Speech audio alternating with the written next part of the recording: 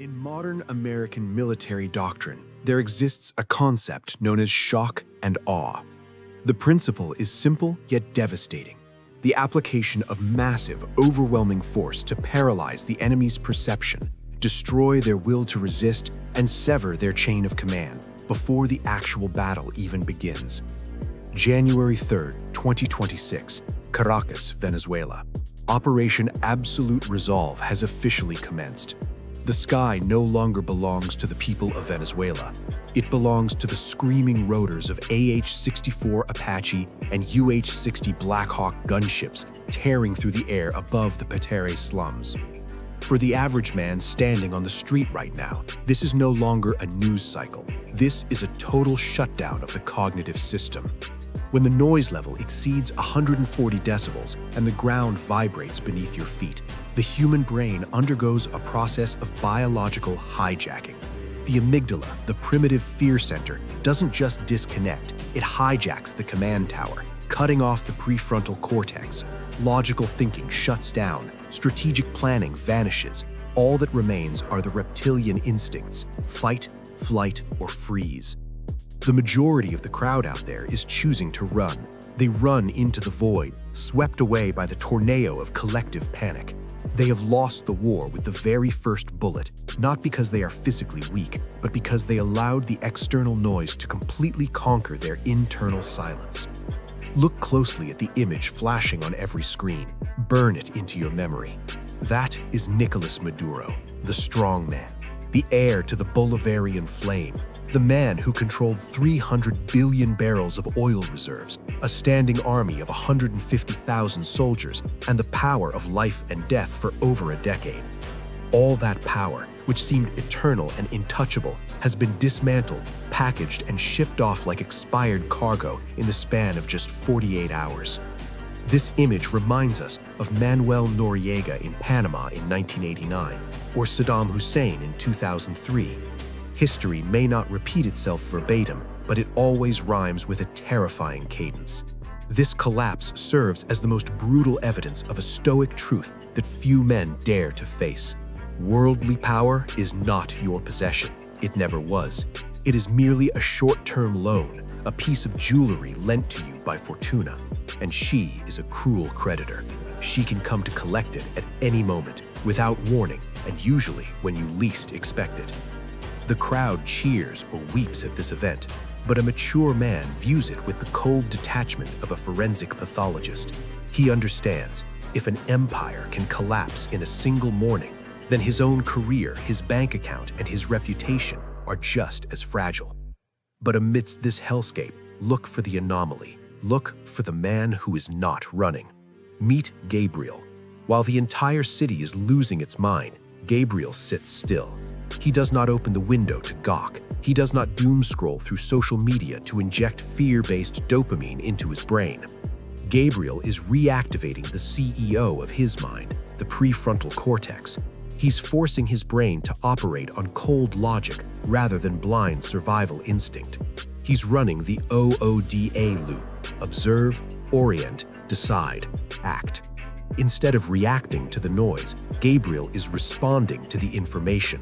He knows that in a crisis, panic is an expensive luxury he cannot afford. When the external world collapses, calmness is the only asset that is immune to inflation. And right now, Gabriel is the richest man in this city.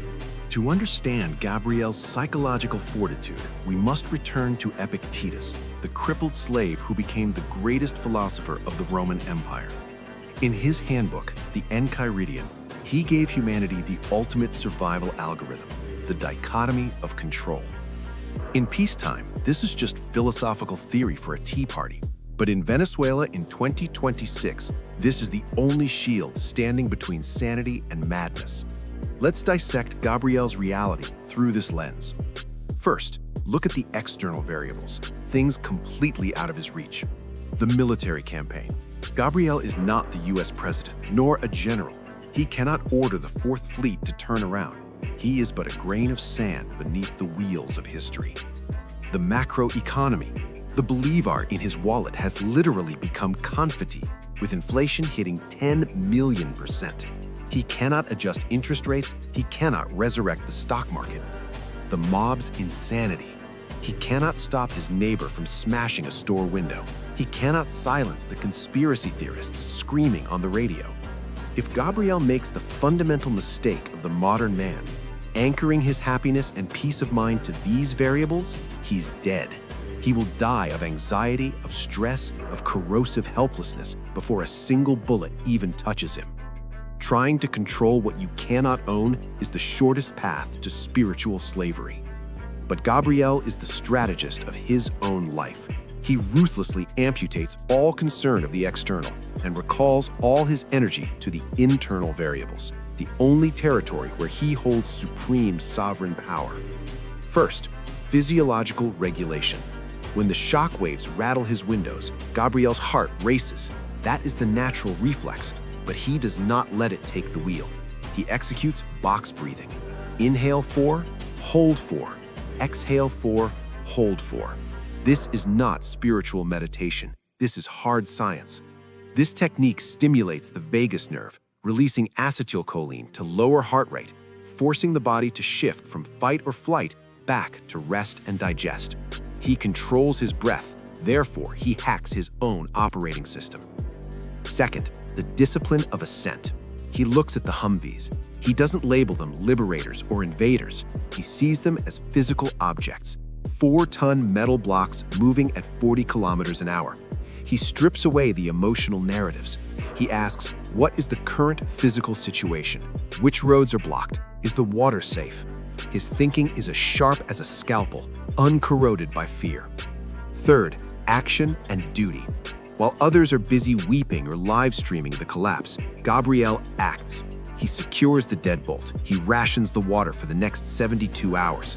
He holds his terrified daughter and speaks in a voice that is deep, steady, and grounding. He doesn't make empty promises that everything will be fine. He promises, Daddy is here and we will handle this one step at a time. The Stoic emperors called this state the inner citadel. You cannot stop the storm from hitting the castle. You cannot stop the enemy from besieging the city, but you have absolute authority to lock the gates, sharpen the weapons, and keep the morale of the soldiers inside from breaking. And here lies the great paradox of 2026. Nicolas Maduro, the man who had everything, is now trembling in an interrogation room, having lost control of his destiny. And Gabriel, trapped in a war zone with nothing but his mind, is the freest man alive. Financial experts often discuss inflation through sterile charts. But in Venezuela in 2026, inflation is no longer an economic theory. It is a brutal laboratory where value is measured not in currency, but in humanity. Understand the nature of money. Money has no intrinsic value. It is merely packaged trust. A bolivar or a dollar only holds power because society agrees to believe in the state. When the state collapses, when the presidential chair sits empty and foreign boots march on the Capitol, trust evaporates. And when trust vanishes, the thin veneer of civilization falls away, exposing the raw, naked nature underneath. In this scenario, we witness the extreme polarization of two types of poverty. The first type, the spiritually poor. When law dissolves, they allow the inner beast to take the wheel. They trample the elderly to loot bread. They betray neighbors for gasoline. They scream, "The circumstances forced me to be cruel." They are wrong. Circumstances did not make them evil. Circumstances merely acted as a catalyst to reveal the weakness incubating in their souls. Chaos does not create character, it reveals it. Then there is Gabriel. He represents the second type. As the value of the money in his pocket hits absolute zero, the value of his virtue hits its all-time high. Stoicism teaches a paradoxical economic lesson. True wealth is not determined by what you possess, but by what you can do without while remaining dignified. Visualize this. Gabriel is down to his last 72 hours of supplies. A woman knocks, begging for water for her feverish child. By cold Darwinian logic, Gabriel should refuse. Resources are scarce. Sharing is mathematically equivalent to suicide. But by the logic of a man of value, this is the moment he spends his true wealth. he shares half of his last bottle. He does this not because he is naive, he knows the risks. He does it because he understands. If he allows fear to turn him into a selfish monster, then the armies and the chaos have all defeated him. But if he maintains his humanity in the face of death, he remains unconquered. Viktor Frankl wrote, "Everything can be taken from a man, but one thing, the last of the human freedoms, to choose one's attitude in any given set of circumstances." Venezuela 2026 is not just the collapse of an economy, it is the collapse of false values. Hermes bags, Porsches, titles of director, they return to dust. In that pile of ash, the only thing that still glitters, the only asset that cannot be looted, is character. Gabriel realizes he has never been richer. He owns self-control. He owns controlled compassion. He owns a cold head and a warm heart. That is the only currency with liquidity in any era, whether in peace or in war. Morning, January 5th, 2026. The gunfire has subsided, replaced by the grinding of tank treads. Gabriel steps onto his balcony, looking down at the city. The giant bronze statues of the great leaders have been toppled by the mob. They lie face down in the dirt, defaced and spat upon. The massive propaganda billboards are now tethered, exposing the rusting iron frames beneath. This is a lesson in memento mori. Remember you must die, but on a macro historical scale. It is not only men who die, empires, ideologies, and absolute power also die. Gabriel looks at the US Army Humvees. He feels neither hatred nor gratitude. He sees only impermanence. Today, the stars and stripes are raised amidst cheers. Tomorrow, they may be lowered amidst curses. Today, these soldiers are called liberators. 10 years from now, they might be called invaders. Today, the opposition celebrates victory. Tomorrow, they may fall into the same corruption as the men they overthrew. This is the endless, cruel cycle of history. Weak men look at this impermanence and feel despair. They fall into nihilism. They think, why bother trying to be good? Why not just give up? But the Stoic man looks at impermanence and feels freedom. Precisely because he knows external power is temporary, Gabriel never kneeled to it nor craved it. He did not sell his soul for a position in a system that would collapse tomorrow. He built a kingdom that cannot be invaded by tanks, cannot be sanctioned, and cannot be confiscated. The kingdom of one. He understands that everything unfolding, the sirens, the arrests, is just a grand play on the stage of the world, the atrium mundi. He is an unwilling actor. He cannot choose the script, but he has the absolute right to choose how to perform his role with excellence. Arete.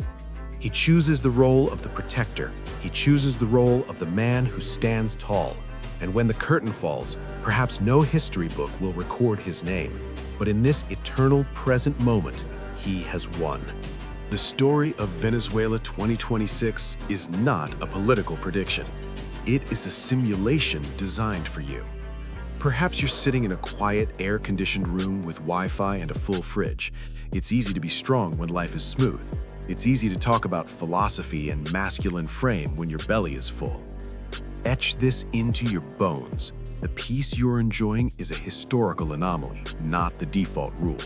We are living in the summer, but winter is always coming. The storm can hit you at any moment. It might not be a military invasion. It might be a global financial crash wiping out your savings. It might be a terminal diagnosis. It might be the betrayal of the person you trusted most. When that day comes, and it will come, who will you be? Will you be the one panic running, selling your dignity for safety? Will you become a looter of the soul? Or will you be Gabriel? Do not wait for the sirens to scream before you learn how to breathe. Do not wait for your net worth to hit zero before you learn how to value virtue.